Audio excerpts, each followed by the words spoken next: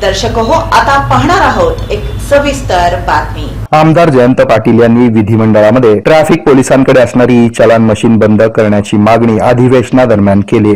यावेळी ई चलान का बंद केलं पाहिजे याबाबतची सविस्तर माहिती त्यांनी या अधिवेशनामध्ये विधान भवनात मांडली।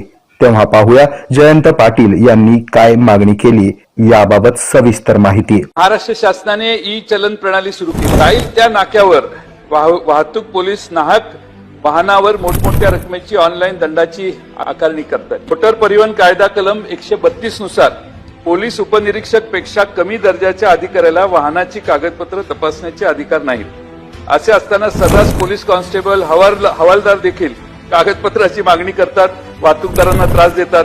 आता तर पोलिसांना मदतीसाठी ठेवलेले महाराष्ट्र सुरक्षा रक्षक मंडळाचे कर्मचारी देखील गाड्या थांबवून कागदपत्राची मागणी करतात आणि मग कागदपत्र नसली तर बाकीच्या सगळ्या अपेक्षा करतात।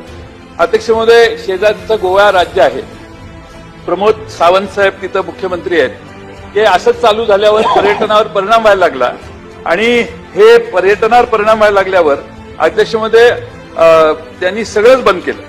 आता गोव्यात कोणत्याही चौकात पोलीस ई चलन लावू शकत नाहीत।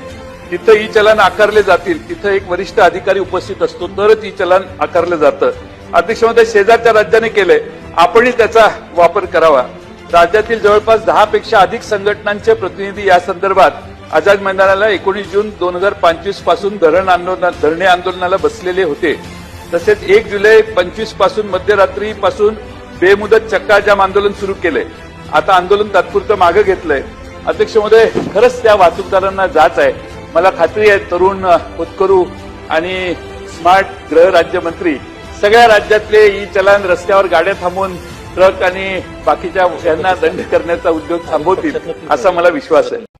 हे आहे मेट्रोकास्ट केबल नेटवर्क आणि आपण पाहत आहात द न्यूज